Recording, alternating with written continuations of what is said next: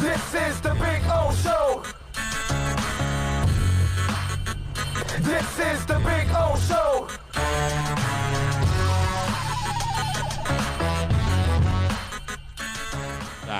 Nico says, oh, love the Dave Hyde story I tweeted at you this morning. Like it said, it's very refreshing to see competence at the top of the Dolphin organization. You know what I like, Nico, more than ever? Okay, I've been on the bandwagon. Well, I mean, not bandwagon. I hate that statement because all of us are on the Dolphins bandwagon, whether they're winning or losing. That has nothing to do with it. This is more of the way I should have phrased it.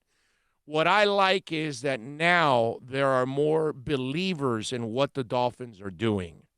Now, you know, I've been on it from the get-go because, hell, a year and a half ago, 2 years ago, I wrote, fire Tannenbaum, fire Gase, and put Greer in place. So they did exactly what I wanted, okay? And then Greer went on to hire Flores and bring in McKenzie and bring in, what's it called? Now I'm blanking on the man. Which is brutal. But anyway, so he brought in two personnel guys that are just absolutely amazing. And to top it all off, you've seen what they've done in the offseason last year to clear everything up and set themselves up this year. You saw what they did in free agency. So now I'm seeing the Salgueros of the world. I'm seeing the Omar Kellys of the world. I'm watching Dave Hyde also. And I'm watching their writing, how it's gone from questioning to like, okay, I see what, you know, like Omar, I was tripping out with him the other day. And I could tell he's not listening to the podcast because from the second the draft happened, I told you that they drafted for the weakness of the draft. They added the strength in free agency. And then what they left was the strength of the draft, which is the offense. That there's so many good players on the offensive side of the ball. There aren't a lot of great pass rushers in this draft, so they got those guys in free agency. You know what I mean? And so I see that. I see Dave Hyde now buying into what they're doing more. I see Armando also kind of writing more positive about, you know, what's going on. So to me, that's the part that I really like, is that I think people are now seeing what we've been talking about for over a year now on this program. So that's what I love. I love that we've been ahead of the curve on this whole thing from the get-go. And those of you that have been listening to the radio show or following this daily podcast every day, you've gotten it because it's pretty much what I've been telling you is what they've done to a T. It's been pretty awesome, man. And I think a lot of people now, we've talked about this before. The problem is, okay, the writers, the reporters, the fans, all we've seen for 20 years is terrible. Incompetence, bad decisions. So a lot of you it's kind of like the Drew Brees thing. You're jaded so badly, you're expecting it to continue to be really bad. And so when, you know, some crazy-ass dude like me gets behind the mic and tells you, hey, things have changed. You know, a year ago, I tell you, things have changed. We're headed in a much better direction. It's hard for you to believe it. A year later, they tear down the team. They win 5 games with no talent. The coach shows you something. Now they have a great free agency run because I think most people really like what they did in free agency. I think now people are starting to get convinced a little bit more like, hey, man, this is actually, you know, headed in a pretty decent direction right now. They're turning this thing around. And so if you have a great draft, I think now a lot of the people that are jaded in Dolphin Nation, a lot of the people that are hurting from the 20 years of suffering, a lot of you young people out there that you've never seen a good Dolphins team, my Lord, I feel terrible for you if you're under 35. You're under 35. You have no idea what great Dolphin football is. But you will. You will, youngsters. You are going to experience the stuff that we experienced in the 70s, in the 80s, and into the early 90s. When you had an incredibly respectful team. when you had one of the better teams in the NFL, one of the most respected teams in the NFL. You're going to get that back. But what I like is, and again, it's just a matter of building momentum. That's all. I get it. Not a lot of you nutbags are going to be like me. You're not going to be crazy like me, like get on it and say, hey, go out on a limb and say, this is the right thing. You'd rather wait and see. You did the smart approach. I'm just, I'm out of my mind. That's all. I get it. It's all good. DraftKings GPP says this is Flores' second year. He went after the quarterback he wanted last year, and his second year, you guys really have to give on Rosen. Flores knows what he has in Rosen, and he will flourish. We'll find out, man. It's up to Rosen. It's up to Rosen, my brother. Big time. Angel Pena says, at number 5, give me Wirfs. At 18, give me Love. And at 26, give me Jonathan Taylor. All right. All right. In relation to Rosen, he's probably one that hurts immensely right now because he's not able to get that work and see things. New system. Yeah. Oh, yeah, that's right. Shane Gailey. Yep. Yep. Yeah, that's a tough one for him. 72 Fins Logo says, hey, Big O, what round should the Dolphins draft a running back? Because we have Howard now. Your thoughts? Second round, third round, they're going to have an opportunity, my brother. You don't really have to take him in the first round. There's going to be plenty of guys in the second and third rounds that you can get.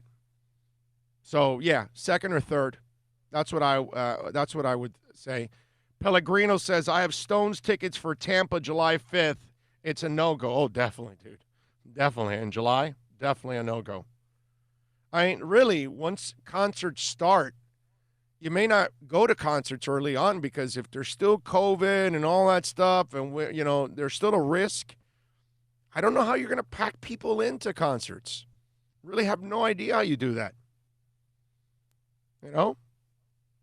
But the way it's sounding right now, that there's going to have to be a cure or a vaccine before we jump there because of falling back and losing all the ground we made up. Yes. I mean, and we're seeing it in other places around the world. So take a cue from them. Right. George Arthur says, I'm kind of getting that feeling of buying a Fitzmagic jersey. Worth the money? No, dude, don't buy a Fitzmagic jersey. Look, I was completely dismissive of the addition of Fitzpatrick. Now, I have admitted that I am thoroughly wrong on that one. He is a really good bridge guy for what's going on here, but he's a bridge guy. So it's not wait till the quarterback that they draft establishes himself, whatever young guy it is. Maybe Rosen breaks through, maybe Tua actually comes through, maybe Herbert, Jordan Love. I don't know, whatever, dude. But give it some time and then buy that one.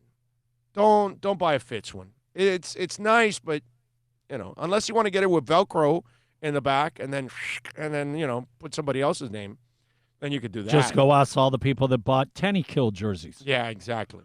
Yeah, wow. Yeah. We'll see. What else do we have here? Of course, Mike, Myron, Angel, George, Flipside Fishing. They're all chiming in. Go Gators. Josh says Twin Peaks or Ale House. I could talk to both. I know them both. So I could talk to either one. It's because I know I could get away with it because it would only be me and Bill and, the manager, whatever, and maybe a cook, obviously, to get a little food while we're there. But that's it. So we could do that. And they could have takeout. They could be selling takeout for the draft. I would hope that they are. That's the only way to keep those places alive right now. Yeah. NorCal says, looks like we have bitches in here again. Look at Sports Gaming 10. What a dip crap. Okay, I don't know what that is, but okay. We got hose. I don't see the hose. Hose are on the loose. I don't see the hose here, but NorCal might be right. A lot of people are on. Dem Canes 01 says, go look at the video they have of people in New York going to all the hospitals and test sites. They say they're in a war zone in an absolute ghost town. Yeah, of course. Have you seen the death rate in New York? Are you kidding me? Yes. No, New York is, my Lord, New York is scary, man, what's going on in New York. And now Louisiana is on the build.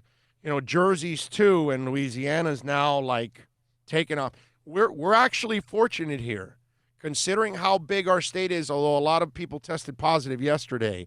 But considering how many are testing and all of that, we don't have the death rate that New York has, or New Jersey, or even Louisiana now. No, the only spot that's really bad is Palm Beach, and I'm going to venture to guess that has more to do with the age, you know. Yeah, right? In that area. Yeah. Yeah, it has to be. Because you got to figure the majority of the people that are there are over 60. Yeah. You know. Diaz says, which jersey should I get this season? Howard or Wilkins? No, dude, you get Wilkins.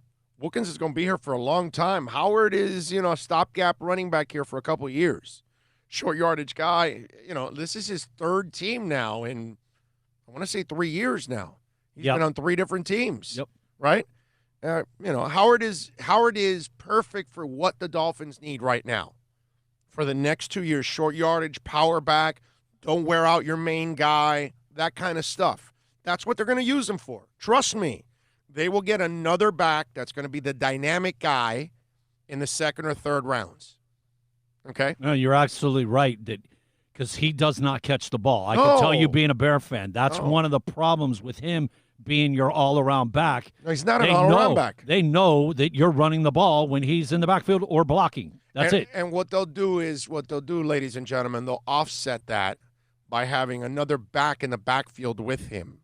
And it might be the fullback. It might be a running back, but it will be a pass catcher that will then take the linebacker somewhere, and if you get him out of that zone and you have one less in the box, that's when you hand it off to our boy, and he powers through for 4 yards because he falls forward for 4 yards. On his worst carry, his big ass falls forward for 4 yards. That's the one thing you're going to love about Jordan Howard, bro. He's going to get yards.